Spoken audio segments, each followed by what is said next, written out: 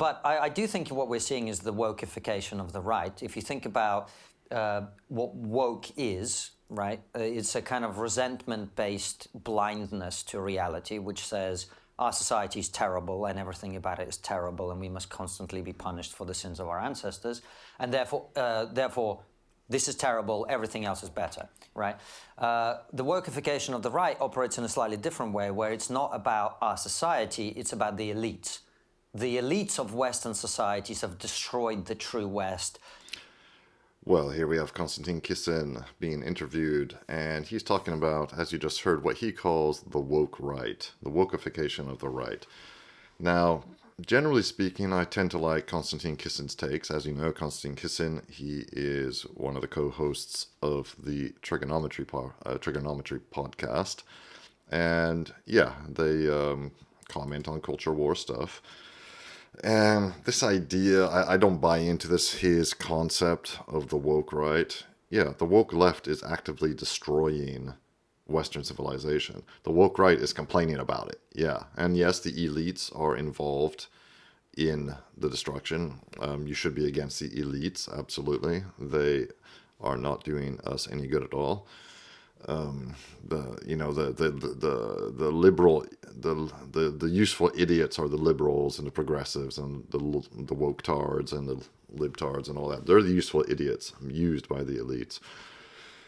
So yes, no, I'm not in favor of them either. But calling it the woke right because they're complaining about the destruction of your civilization, that's nothing to do with wokeness. So I don't buy into it. And for that reason, I remain a bit suspicious of Konstantin Kisin. He's got this kind of cucked out, cuckservative attitude.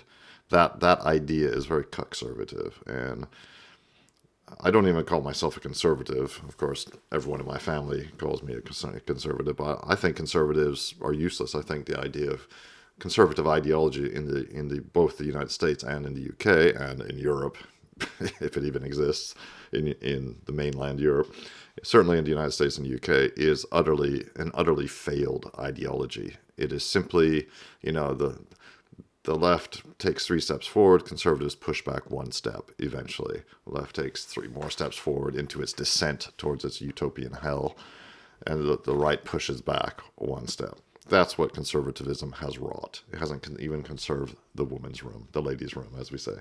So he sounds very like a cuckservative to me, but let's let him speak and see what he says here. He's going to talk about Tucker Carlson and the like. This is from the left. This is the new thing. I mean, this was quite a common feature of past generations. The kind of left-leaning ones had a bit of a soft spot for the Soviet Union. We can get into why the right is doing this now, and I think there's actually a very important point there. But in terms of George Bernard Shaw, my point is first and foremost that the reason that Bernard Shaw, there was some personal adulation stuff when he went over to Russia. They put out banners and flags and celebrated his 70th birthday.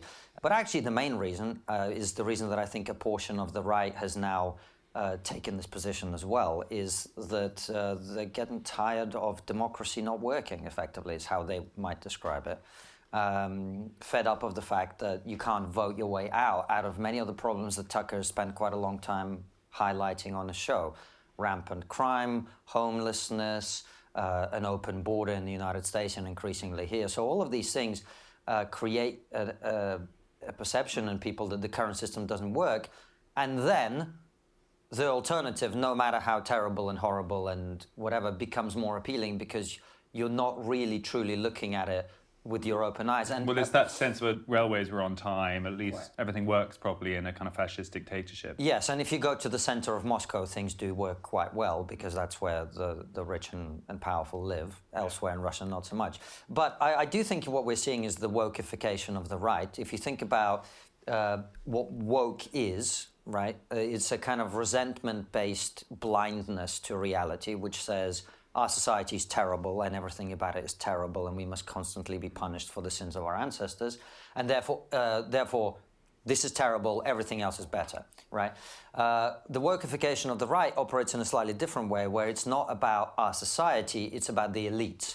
The elites of Western societies have destroyed the true West, have infiltrated it with trans, LGBTQ, open border immigration, blah, blah, blah, blah, blah.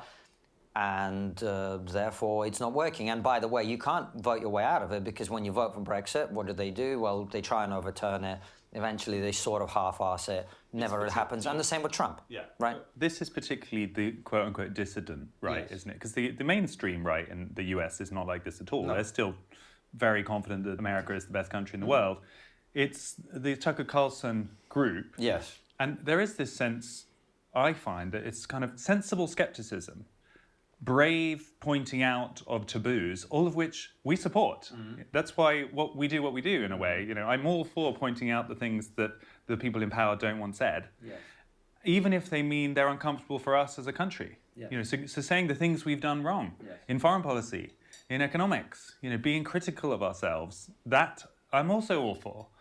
But it's a sense that, it's now reached a kind of darkness of worldview where not only have people been incompetent in the past and our leaders have basically been shit, which I would agree with to a high degree, but it's the sense that it's sort of deliberate, that there are shadows everywhere. In every corner you'll find the trail lead you back to this central evil that is somehow situated in America.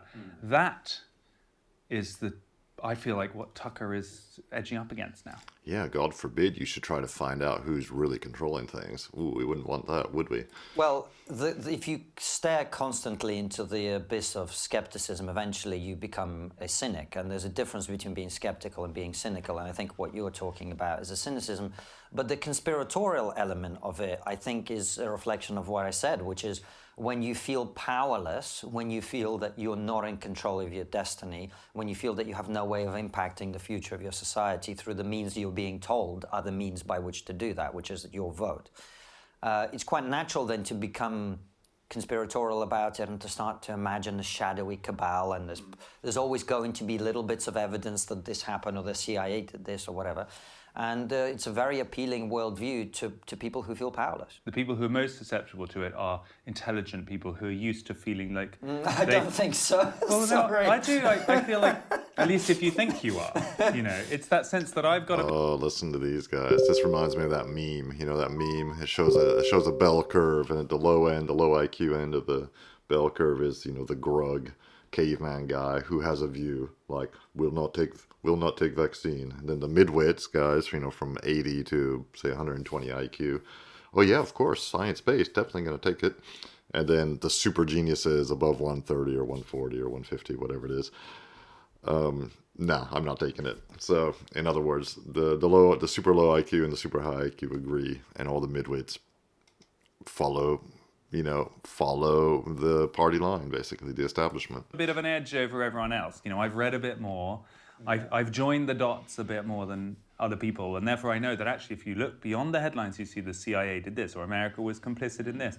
And a lot of those components have truth in them. Mm-hmm. You know, we don't. No one wants to whitewash the West or the US or any of those things, but somehow that has now grown into this sense that they understand the true evil of the West. Yes. And that almost every story can be explained through that prism. Yes. And this is why I think having yourself, you talk earlier about us challenging the mainstream narratives on certain things.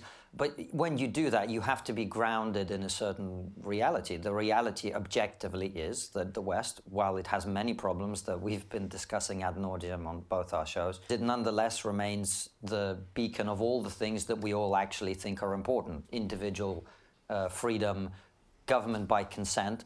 And these things, by the way, are being threatened, as we've talked about. And so it's correct that we continue to push back on that, but not from the position of believing that the West is worse than everywhere else, because that's, like the woke left position, factually inaccurate. It's almost a kind of naivety. You talk about individual freedom, government by consent, and I guarantee in the comments underneath this video, quite understandably, people will be listing examples where that hasn't been true. Of course. You know, I put out a piece on Twitter earlier today, and a huge number of replies. It was about Navalny, and you know, I said I was looking forward to Tucker Carlson's upcoming missive from Moscow about the death of Alexei Navalny.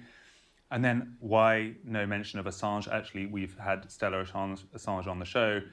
You know, why not Gonzalo Lira? Why not all of these examples of where the West has either imprison people, the January the 6th conspirators or people who partook in that? My answer is, yeah. If you believe in the ideals, you want to criticize the West for making those mistakes. But it's not the same as Russia. No. Because it's not the norm, and we are allowed to be outraged about it because it's the deviation from the norm. It's a subtle difference, but I think it's the huge I'm important curious difference. what people think would happen to, say, a Russian journalist who went over to America, interviewed the President of the United States, talked about the corrupt leaders in my own country are ruining everything, and isn't everything wonderful here, and then went back to his own country in Russia. What do people think would happen to him? I've come to the place where I don't actually think there's much value in arguing with people who have decided that the West is evil, whether they're woke leftist or whether they're woke rightist in this way. They have decided that the West is evil, and I don't know how much persuading is going to work on those people. For the rest of us, I think it's important to keep grounded in reality. The reality is the West is the best place if you want to have individual freedom, and if you want to have government by consent, and if you want to have wealth and prosperity, which kind of matter too. But all of those things are at threat, which is why we've all been raising the alarm. And it is important that we continue to do that without devolving into thinking that Vladimir Putin and Russia under Vladimir Putin is somehow a better place on all those metrics. Yeah, you mentioned Moscow. Recently, I think it was in the last week, Tucker has been releasing these little shorts from his The shopping Russia carts trip. are amazing. The shopping carts are amazing because they have this special little voucher, which I think I've seen in Sweden and in the UK and everywhere. Just on that point, Freddie, it's so fascinating to me, but because I share Tucker's amazement when I first came to England when I was 13 years old from Russia. Because, of course, these old things are Western inventions that we've had in this country for decades. And I was amazed to see, oh, shopping trolley, you can put a coin in and whatever. So I don't actually understand who is impressed by the fact that there's a shopping trolley. Or, by the way, he put another one out where the replacement for McDonald's, which is stolen on McDonald's recipes, was better. As good. So why is that? All right. Yeah, Tucker Carlson being amazed about how you get shopping trolleys in Russia. Yeah, that's been going on here for decades, certainly in Europe. In America, I don't know. Do you have them in certain places where you have to put a coin in? When I was a kid growing up in America, it wasn't like that. You just took your trolley. But here, yeah.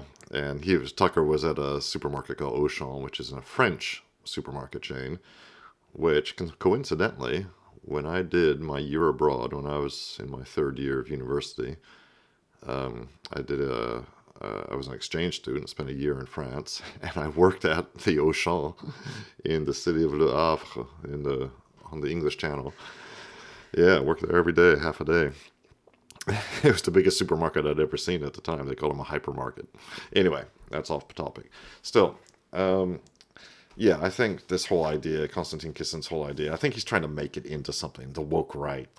He's been saying it a lot in videos recently. I think it's complete nonsense, actually. I generally like his basic approach, but this woke right stuff is nonsense. No, it's the right winger complaining about the destruction wrought by the left wing and the capture of all the institutions, of academia, of the culture of politics, and all that goes with it, and what that leads to degeneration and destruction of society.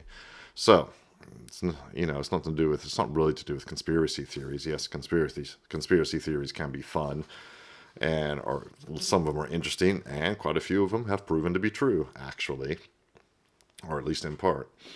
Anyway, let me know what you think about that, about Konstantin Kisin of Trigonometry, and what he has to say about this whole woke right thing. And leave a comment, really helps with the algorithm. And in the meantime, please like and subscribe. It really helps me grow the channel and continue making content for you.